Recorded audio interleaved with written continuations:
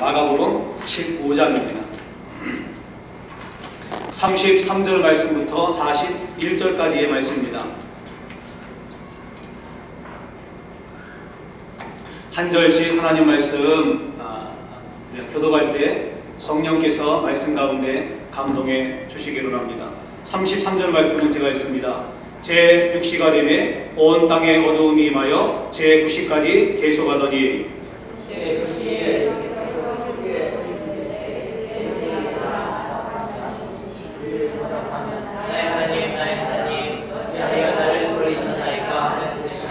곁에 섰던 자 중 어떤 이들이 듣고 이르되 보라 엘리야를 부른다 하고 한 사람이 달려가서 그의 이름에 포도들을 먹게 하여 바다에 꿰어 마시고 가로되 가만두어라 엘리야가 와서 저를 내려주나 보자 하더라.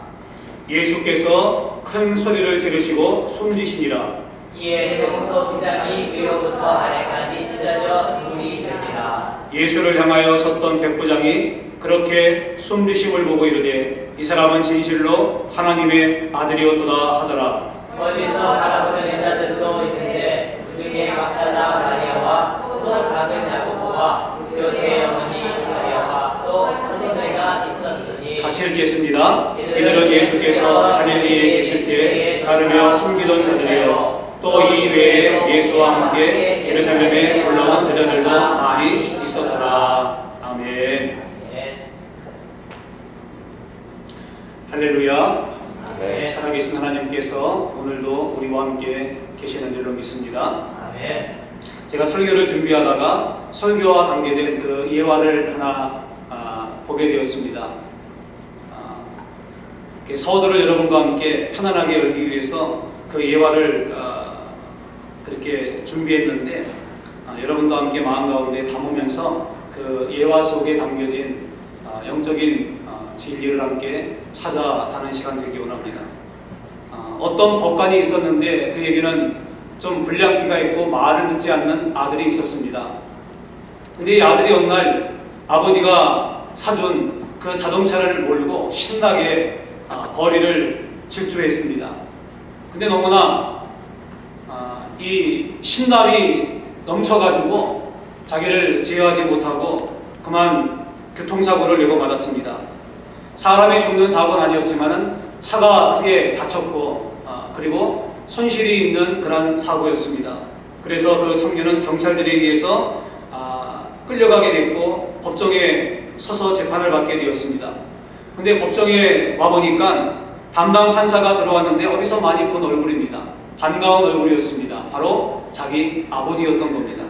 그래서 마음 가운데 생각을 했습니다. 그래도 내가 잘못은 했지만은 사고는 했지만은 우리 아버지가 판사니까 그래도 잘 봐주겠지, 잘 비켜나가겠지.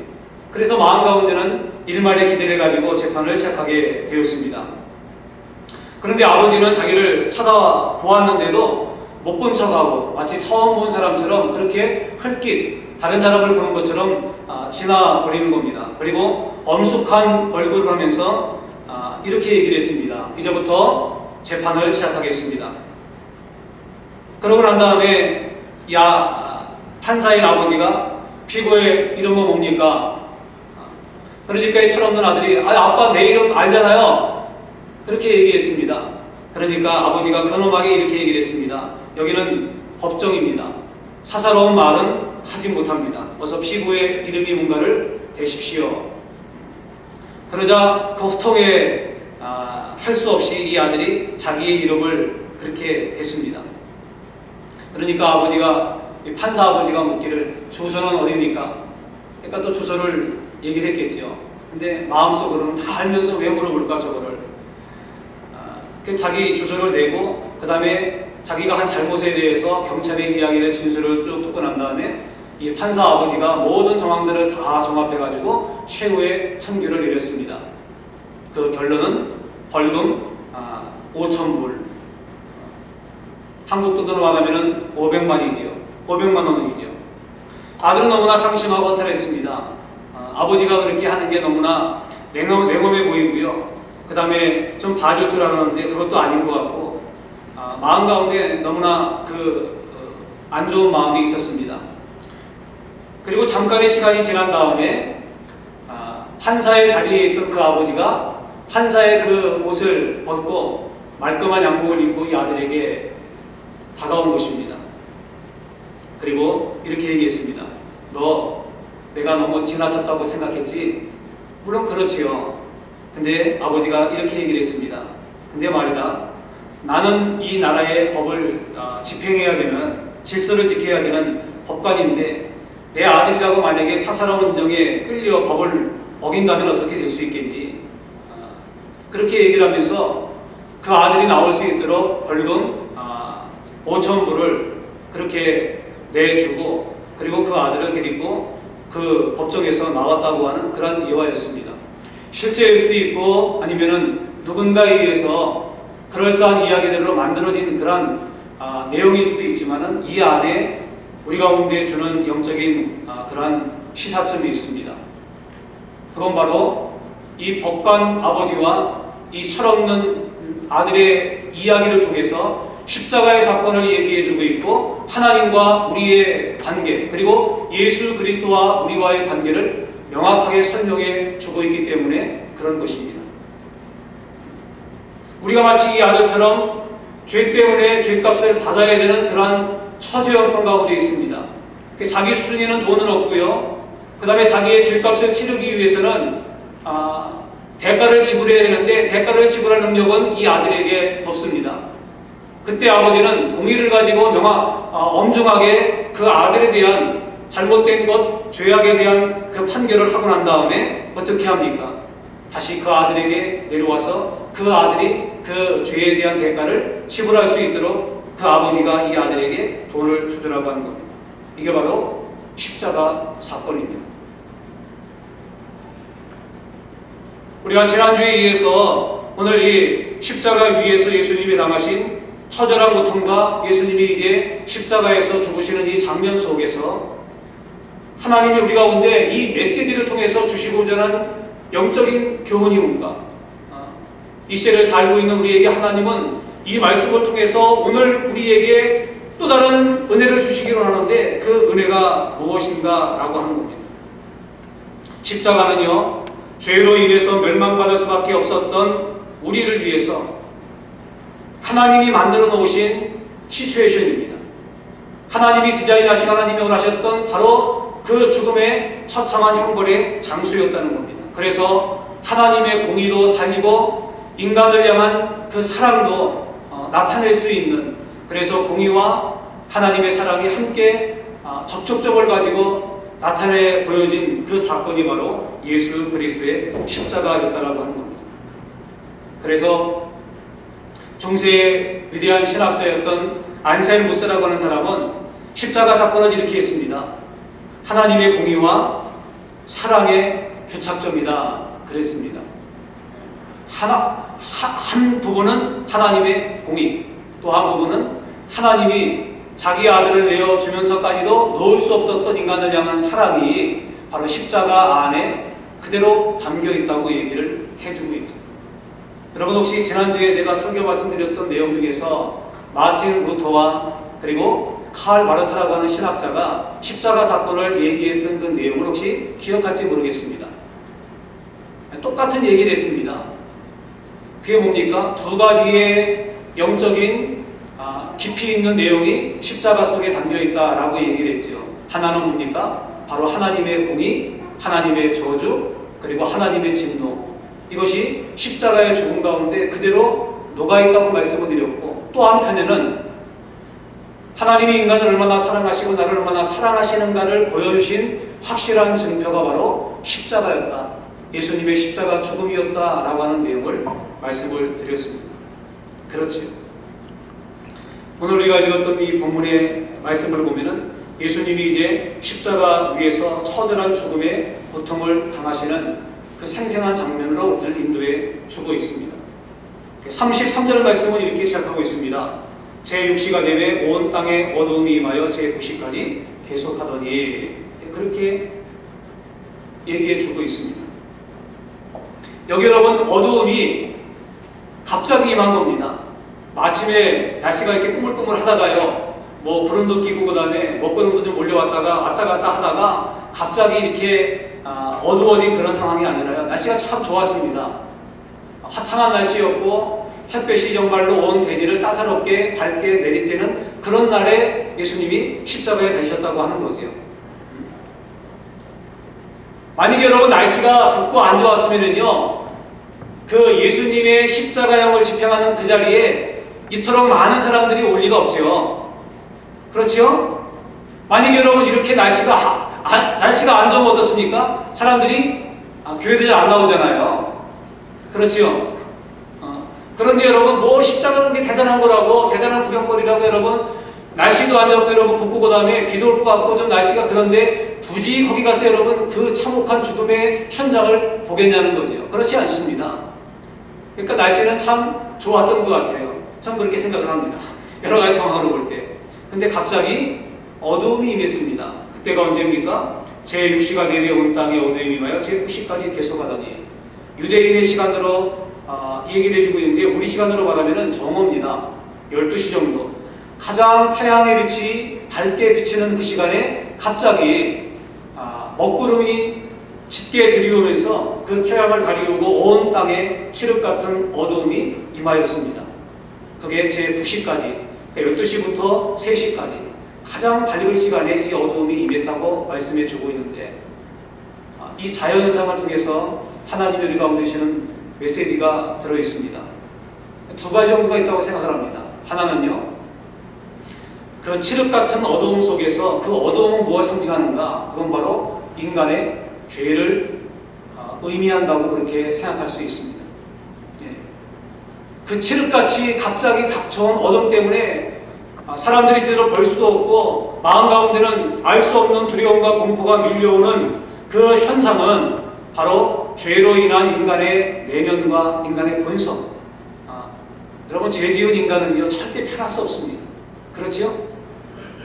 여러분들은 별로 죄를 안 지어갖고 모르는 그런 표정인데, 여러분 죄를 지으면은요 절대 편하지 않습니다. 그래서 그 한국 사람들이 그런 얘기 하지 않습니까? 맞은 놈은요 와가지고 다리를 쭉 뻗고 자지만은 때린 놈은 어떻게 한다고요? 제대로 편하게 잠을 자지 못하는 겁니다. 그게 바로 죄 지은 사람의 심리고 죄 지은 사람의 마음이거든요. 결국 그 어둠이라고 하는 것은요, 그것은 죄로 말미암아서 어두운 가운데 있고 그 다음에 칠흑 같은 그러한 불안감 가운데 있는 인간의 모습을 그렇게 암시하고 우리 가운데 보여주고 있는 겁니다. 또 한 가지는요, 이 어두움이 상징하는 건 뭐냐면은 하나님의 진노입니다. 하나님의 분노. 여러분, 하나님에게 왜 그게 없었겠습니까? 자기 아들이요 죄가 있거나 잘못이 있어가지고 지금도 이렇게 고통당하고 그 다음에 어려움 당해도요 부모의 입장은 안쓰러운 겁니다. 그렇지 않습니까? 근데 하나님께서 자기 아들이 지금 십자가의 처절한 고통 가운데 그렇게 부르짖고 있습니다. 근데 그것을 하나님께서 침묵 가운데 다 목도하고 다 보시고 계시는데, 그러면서 하나님께서 그 마음 가운데는 그 죄에 대한 이 진노의 마음, 불법을 행하는 것들에 대한 이 진노의 마음이 하나님의 마음 가운데 있었다고 하는 것입니다. 그래서 하나님의 이 마음을 갖다가 자연히 외적으로 표현해 나타내 보인 것이 바로 어두움이라고 하는 거죠. 그렇습니다. 우리가 십자가를 통해서 이 영적인 부분들을 우리가 봐야 될 줄로 압니다. 근데 여러분, 이 십자가의 죽음이라고 하는 것은 결국 누구를 위한 거냐라고 하는 거죠. 우리가 살펴보았던 34절 말씀에도 보니까 예수께서 큰 소리를 지르며 엘리라마 사박다니 하시니 아람어거든요. 히브리어의 고어입니다. 근데 번역하면 뭡니까? 나의 하나님, 나의 하나님, 어찌하여 나를 버리셨나이까. 이렇게 처참한 고통 가운데 예수님이 죽어가시는데, 통곡하시는데, 이 죽음이 과연 누구를 위한 죽음이냐라고 하는 거죠. 여러분 아마 이 죽음의 의미를 다 아실 겁니다. 성경은 이 죽음의 의미를 구약 선지자의 예언과 증언을 통해서 우리 가운데 명확하게 그 죽음에 대한 의미를 가르쳐 주고 있습니다. 바로 이사야라고 하는 선지자지요. 이사야 선지자는 이사야서 53장에 이 예수님의 십자가의 죽음에 대해서 이렇게 얘기를 했습니다. 그는 실로 우리의 질고를 지고 우리의 슬픔을 당하였거늘 우리는 생각하기를 그는 징벌을 받아서 하나님에게 맞으며 고난을 당한다 하였노라. 여기 여러분 그와 우리라고 하는 이 단어를 여러분 주목해서 따라오실 필요가 있습니다. 그가 찔림은 우리의 허물을 인함이요 그가 상함은 우리의 죄악을 인함이라. 그가 징계를 받음으로 우리가 평화를 누리고 그가 채찍에 맞음으로 우리가 나음을 입었도다. 우리는 다 양 같아서 그릇 행하여 각기 제 길로 갔거늘 여호와께서는 우리 무리의 죄악을 그에게 담당시키셨도다. 명확하게 나와 있지요. 예수님의 지금 십자가의 죽음이 누구를 위해서, 누구를 향해서 지금 십자가의 이 처절한 죽음이 향하고 있는가를 우리 가운데 말씀해 주고 있습니다. 그렇습니다. 여기 우리라고 표현된 것은 결국 나지요. 나의 죄 때문에 예수님이 그 찔림과 모욕과 수치와 수모를 당하고 십자가의 처절한 고통을 당하고 있는 겁니다. 하나님의 진노의 그 대접, 지금까지 죄를 짓고 하나님이 참고 참으셨다가 이제 더 이상은 방치할 수 없고 더 이상은 간과할 수 없는 그 진노의 잔이 다 찼을 때 그 진노의 대접을 십자가에 지금 예수님께 그렇게 쏟아 부으셨다고 하는 거죠. 그 진노의 잔, 결국 죄에 대한 죄의 형벌이죠. 죄 때문에 결국 그렇게 예수님께서 십자가에서 처절한 고통을 당하고 있는 겁니다. 그리고 이 예수님의 십자가의 죽음의 의미가 어디 있는가를 우리 가운데 사도 바울은 또 성경 말씀을 통해서 조명해 주고 있습니다. 우리 성경 구절을 한번 볼까요? 고린도후서 5장 21절 말씀에 사도 바울은 이렇게 증언해 주고 있습니다. 함께 한번 읽어볼까요? 시작. 하나님이 죄를 알지도 못하신 이를 우리를 대신하여 죄로 삼으신 것은 우리로 하여금 그 안에서 하나님의 의가 되게 하려 하십니다. 그랬습니다. 하나님이 죄를 알지도 못하신 자로 예수님이지요. 우리를 대신하여 죄를 짊어지시고 그리고 우리가 하나님 안에서 영원한 생명으로 구원으로 갈 수 있는 그 은혜를 베푸셨다라고 말씀해 주고 있습니다. 그런가 하면은요, 갈라디아 3장에 보면은 또 사도 바울은 이렇게 증언해 주고 있습니다. 같이 한번 읽어보겠습니다. 시작. 그리스도께서 우리를 위하여 저주를 받은 바 되사 율법의 저주에서 우리를 속량하셨으니 기록된 바 나무에 달린 자마다 저주 아래에 있는 자라 하였습니다. 그렇습니다. 우리의 죄 때문에 우리가 그 나무에 달려 마땅한 그런 자들입니다. 십자가에 달려 마땅한 자들이 바로 저희고 그리고 여러분들이고 죄로 인한 인류였다는 겁니다. 근데 하나님이 어떻게 했습니까? 하나님이 그 아들을 그 저주의 십자가에 달아놓으시고 우리의 죄를 대속하게 하시고 우리에게 그 죽음을 통해서 생명과 영생과 진리와 의로 설 수 있는 하나님의 놀라운 은혜를 우리 가운데 베풀어 주셨다라고 하는 것입니다. 이게 바로 십자가에 담겨있는 영적인 깊이이며 그리고 하나님이 우리를 얼마나 사랑하셨는가에 대한 진한 사랑의 이 증언이라고 하는 겁니다. 예수님은 나를 위해서 십자가에서 희생을 당하시고 고난을 당하시고 그리고 처참한 죽음을 당하신 겁니다. 금세기의 위대한 신학자라고 불리는 바우만이라고 하는 그 박사가 있습니다. 근데 이분이 인도 캘커타에 가가지고 선교할 때 우연하게 그 길을 가는데 두 노파가 서가지고 얘기하는 그 내용을 우연하게 듣게 됐습니다. 근데 그 내용은 바로 이런 겁니다. 한 노파가 힌두를 믿다가 개종을 해가지고 예수 그리스도를 믿게 된 거예요. 근데 그 동네에서 알고 지내던 친구지요. 그 노인이 길거리에서 만나갖고 그 노파에게 이렇게 얘기를 하는 겁니다. 너는 우리가 믿는 신도교회에 많은 남신과 여신들이 있는데 너는 그걸로 만족할 수 없어가지고 또 다른 종교를 택했냐고. 그러니까 그 예수 그리스도로 기독교로 개종한 그 노인이 이런 멋진 대답을 했다 그럽니다. 근데 말이야, 그렇게 많은 남신과 여신들이 있고 신들이 있는데 그 많은 신들 가운데 나를 위해서 죽은 신은 아무도 없기 때문이다 그랬어요. 그게 바로 십자가 사건이라고 하는 겁니다. 그렇습니다. 예수님만이 나의 죄를 대신 짊어지시고 십자가에서 대속의 죽음을 죽으시고, 그래서 우리 가운데 죄로 인한 형벌과 그리고 영원한 저주와 사망으로부터 우리를 건지시고, 그리고 우리에게 구원과 영생과 하나님의 놀라운 축복 가운데 참여할 수 있는 이 은총을 우리 가운데 베풀어 주신 분이기 때문에 그렇습니다. 미국 선교사님들이 옛날에 알래스카에 그 에스키모들 있지 않습니까? 이제 그 에스키모인들에게 전도할 때 즐겨 사용했던 그 비유가 있었다 그럽니다.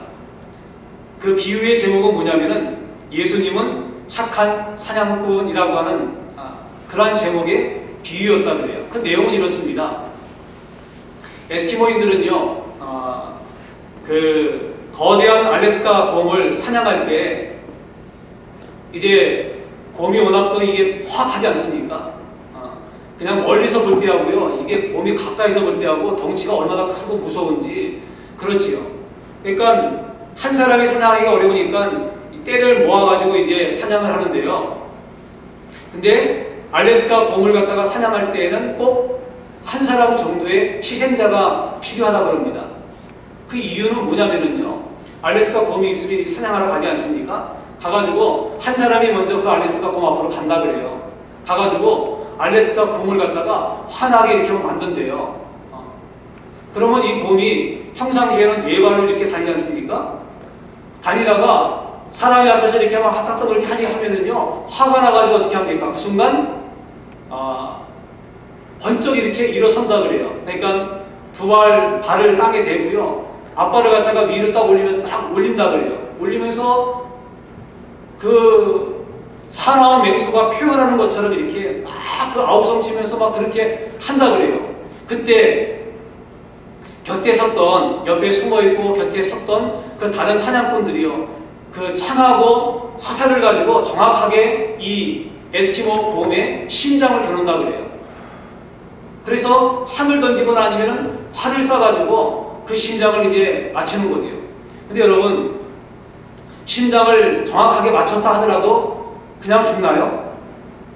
그렇지 않지요. 시간이 걸리지 않습니까? 뭐 총 맞아도 그냥 안 죽는데요. 영화를 보면 그렇잖아요, 여러분들. 총을 맞았는데요, 금방 안 죽어요. 할 말 다 하고요, 그 다음에 뭐 액션까지 다 하고 난 다음에 그 다음에 이제 더 할 얘기 없을 때 그때 죽지 않습니까? 근데 에스키모 곰도 그렇다는 거예요. 맞고 난 다음에 금방 죽지 않고 여러분, 그 고통 가운데 표현하다가 앞에 선 사람에게 덮친다 그래요. 그러면 앞에 서 있는 사람은 희생을 당하죠.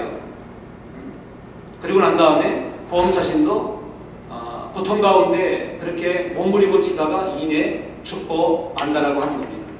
그래서 에스키모인들은요, 곰을 잡기 위해서 희생되는 그 한 사람을 가리켜 뭐라고 말하냐면은 착한 사냥꾼이다 이렇게 부른다 그럽니다.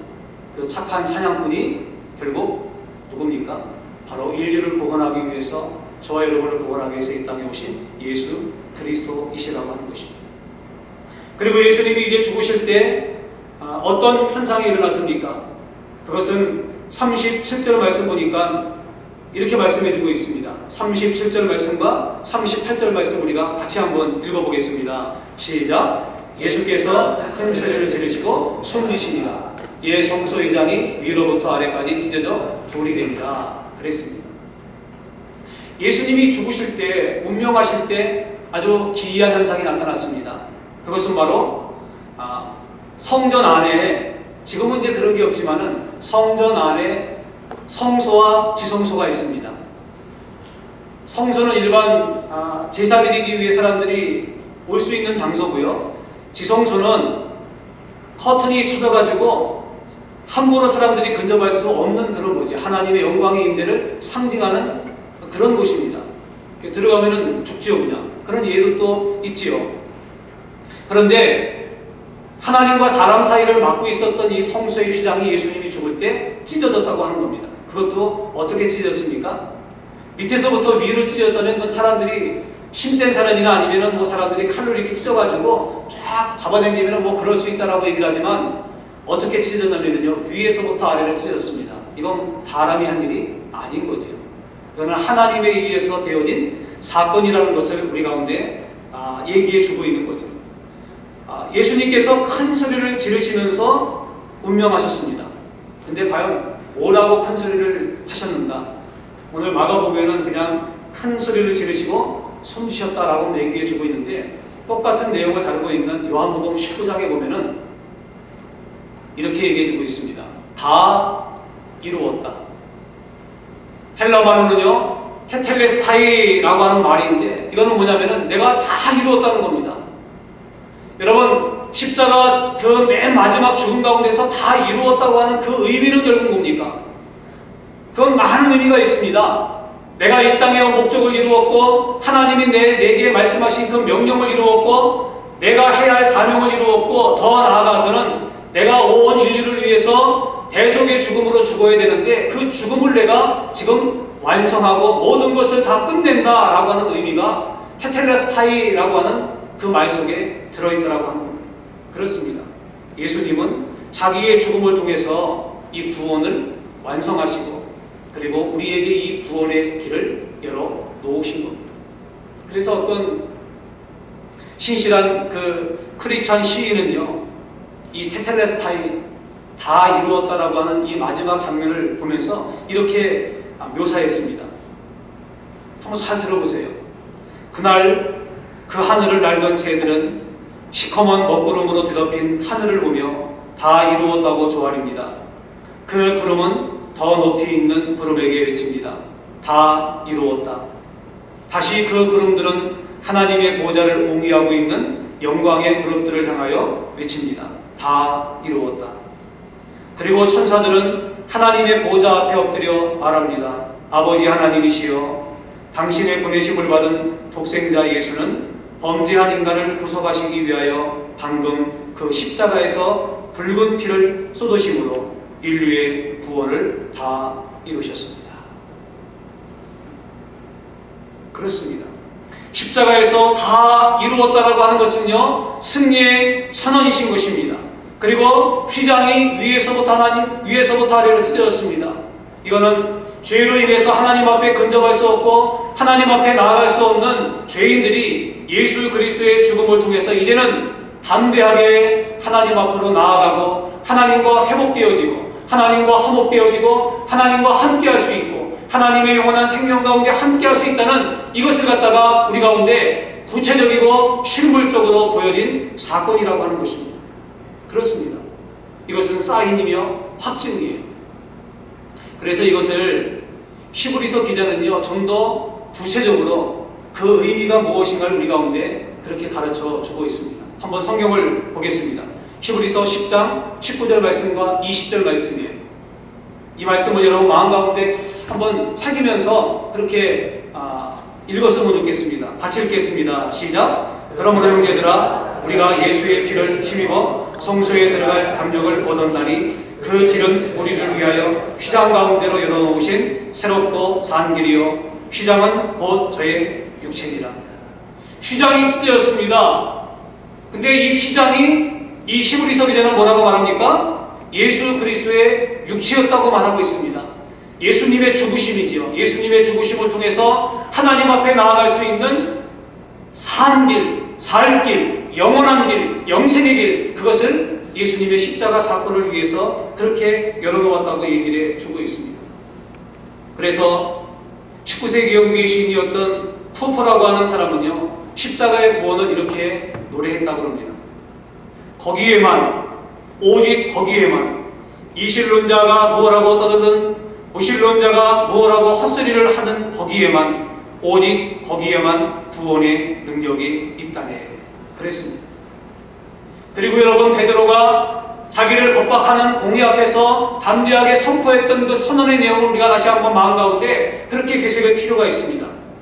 사도행전 4장 12절을 보면 사도 베드로는 이렇게 고백해주고 있습니다. 같이 한번 우리 읽어보겠습니다. 시작. 다른 이로서는 구원을 얻을 수 없나니 천하 인간의 구원을 얻을 만한 다른 이름을 우리에게 주신 일이 없으리니. 예. 그리고 디모데전서 2장 5절 말씀을 다시 한번 또 보겠습니다. 같이 하겠습니다. 시작. 하나님은 한 분이시요 또 하나님과 사람 사이의 중보자도 한 분이시니 곧 사람이신 그리스도 예수시라. 예. 바로 예수님은 브릿지 역할을 하신 겁니다. 인간의 힘과 인간의 능력으로는 건들 수 없는 하나님 앞에 갈 수 있는, 영원한 생명 가운데 갈 수 있는, 영생 가운데 갈 수 있고 천국 가운데 갈 수 있는 인간의 힘으로는 가능하지 않아요. 죄 때문에. 근데 예수님께서 십자가 위에서 죽으심으로 그 십자가를 통해서 자기의 죽음을 통해서 자기의 피를 통해서 자기의 육신을 통해서 하나님과 사람 사이에 브릿지가 되셨다고 하는 거죠. 그걸 히브리 서기서는 뭐라고 말합니까? 하나님 앞에 나아가는 사한 길을 열어 놓으셨다. 이렇게 얘기해 주고 있습니다. 그렇습니다. 기독교는요, 예수 그리스도를 통해서 하나님께 나아갈 수 있고, 그리고 예수 그리스도를 통해서 영생을 받을 수 있고, 구원을 받을 수 있고, 그리고 천국에 들어갈 수 있게 되는 줄로 믿습니다. 그리스도 안에만, 그리스도 앞에서만 산 길이 있고요, 생명이 있고 진리가 있고 영생이 있는 줄로 믿습니다. 그래서 이 십자가 사건의 최종적인 결론을요, 오늘 이 마가는 이방인이었던 한 사람의 고백과 증언을 통해서 결론 지어지고 있습니다. 그것이 바로 백부장의 고백입니다. 백부장은 39절 말씀에 뭐라고 말씀하고 있습니까? 그의 증언을 한번 우리가 들어보기 원합니다. 같이 한번 우리가 읽어볼까요? 시작. 예수를 향하여 섰던 백부장이 그렇게 숨기심을 보고 이르되 이 사람은 진실로 하나님의 아들이었도다. 아니라. 믿습니까? 네. 오늘 이 백부장의 고백이 십자가 사건을 접하고 있고 십자가 사건을 만나고 있는 저와 여러분들이 해야 될 믿음의 고백이 되어야 될 줄로 믿습니다. 근데 한 가지 달라야 돼요. 백부장의 고백과 우리의 고백이 달라야 돼요. 왜냐하면 백부장은 뭐라고 고백했습니까? 그는 실로 하나님의 아들이었도다 그랬습니다. 이 뭡니까? 아들이었는데 죽었다는 겁니다. 그는 부활까지는 아직 경험하지 못했기 때문에 이런 고백을 했지요. 근데 우리는 어떻게 고백해야 됩니까? 그는 실로 하나님의 아들이도다. 믿습니까? 이런 고백이 저와 여러분 가운데 있어야 돼요. 십자가 사건을 여러분 자식은 마음 가운데 새길 수 있는 은혜가 있게 되기를 간절히 원합니다. 제가 이 말씀을 준비하면서 한 주 동안 나름 심각하게 고민했던 그 질문과 그 다음에 그 의문이 있었습니다. 그건 뭐냐면은 우리가 인원수는 많지 않지만요, 1부 예배, 2부 예배를 통해서 우리 주사람 교회에 나오는 교인들은 과연 예수 그리스도의 십자가를 통해서 회심되어지고 죄사함 받고 구원받았나? 이게 제 마음과 제 뇌리를 떠나지 않았습니다.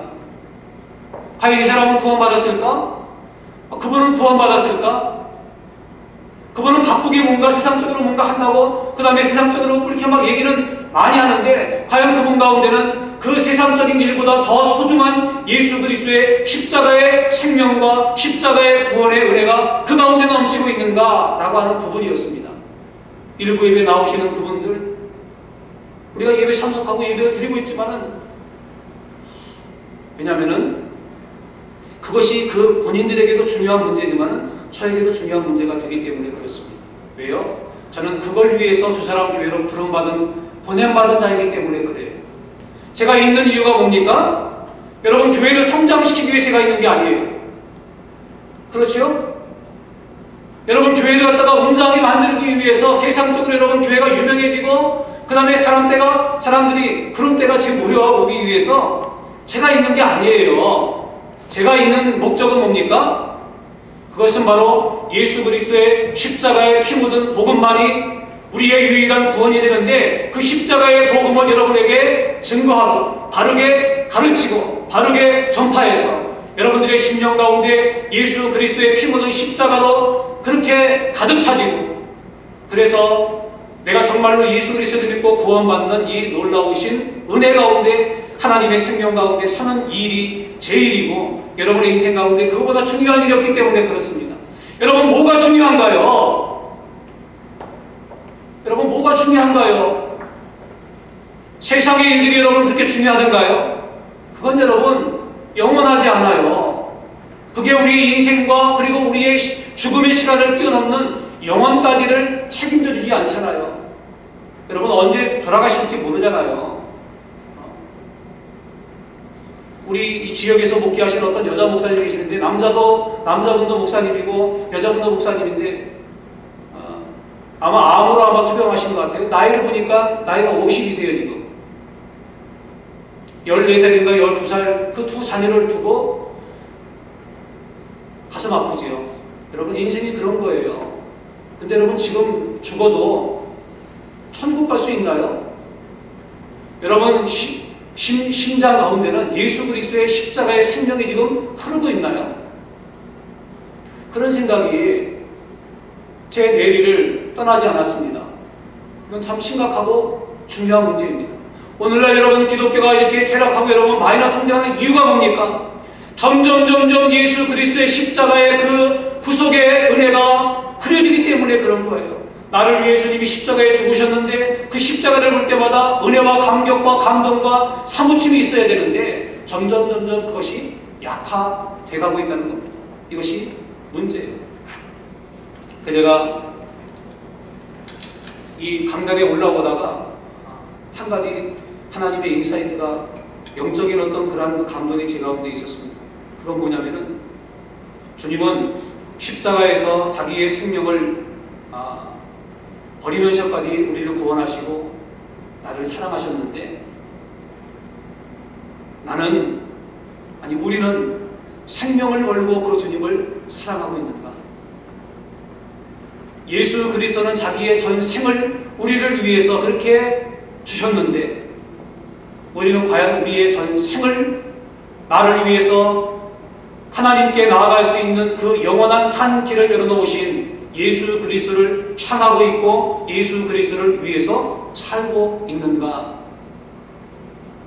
오늘 이 마지막 질문이 여러분들의 마음 가운데 담고 여러분이 풀어야 될 바로 우리의 숙제인 줄로 믿습니다. 그렇습니다. 우리가 정말로 십자가의 은혜를 알고 십자가의 사랑을 안다면요, 우리의 삶 속에 그 십자가의 사랑을 향한, 하나님을 향한, 그리고 예수 그리스도를 향한 그러한 표현과 반응과 몸짓들과 행동들이 우리 가운데 있어야 될 줄로 압니다. 그게 진정 예수 그리스도의 십자가를 만난 사람들이 하는 거예요. 오늘 이 은혜가 저와 여러분 가운데 있게 되어지기를 주님의 이름으로 축복을 드립니다. 아멘. 다 함께 일어나겠습니다.